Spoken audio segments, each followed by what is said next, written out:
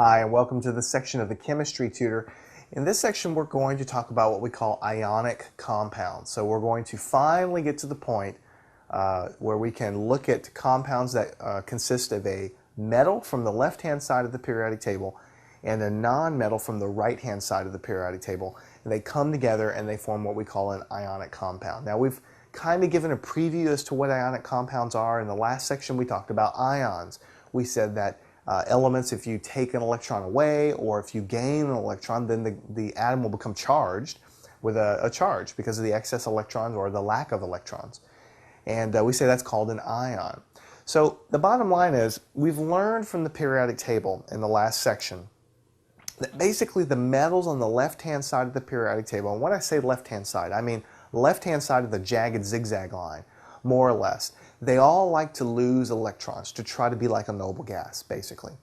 And some of the guys on the far left, you can actually predict really easily by the column that they're in what their charge is going to be, whereas the metals in the center of the table, the transition metals, the band in the middle, the large area in the middle of the periodic table, they all like to lose electrons as well, but it's a little bit harder to predict ahead of time, so you'll have to go to your book to figure out what charge those guys like to attain, or over time you'll probably just learn what they are. But big picture, the guys on the left-hand side of the periodic table, which are the metals, they like to lose electrons. They like to be positive ions, right? The guys on the right-hand side of the periodic table, which are the non-metals, they always like to gain electrons to be like a noble gas. So on one side you have atoms that like to lose electrons. On the other side you have atoms that like to gain electrons. So these guys like to be charged positively when they interact and kind of mingle their electrons. These guys like to be charged negatively.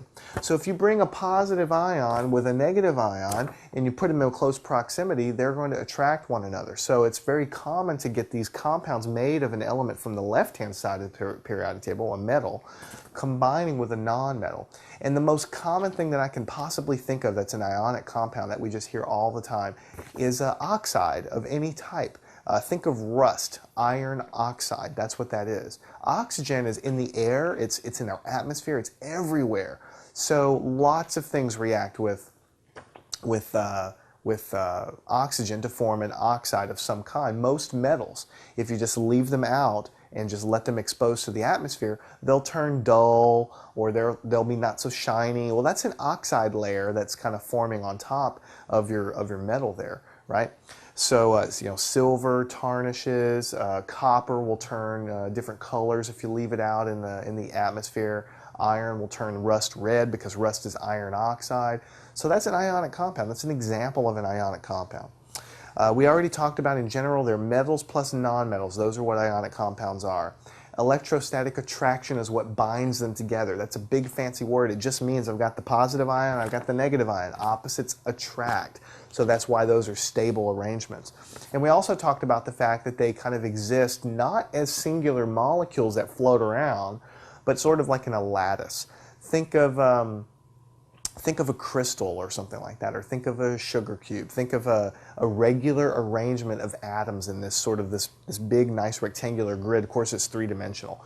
So if you have sodium chloride, like your table salt, good example, right? If you look at it, it's kind of shiny and it's crystalline. If you put it under a microscope, if you could see the atoms, you'd see the sodium and then the chlorine, and sodium and the chlorine, and sodium and the chlorine. Next row, you'd see sodium and chlorine, sodium and chlorine. And it's arranged in a crystal structure, or what we call a lattice structure. So we talk about the formula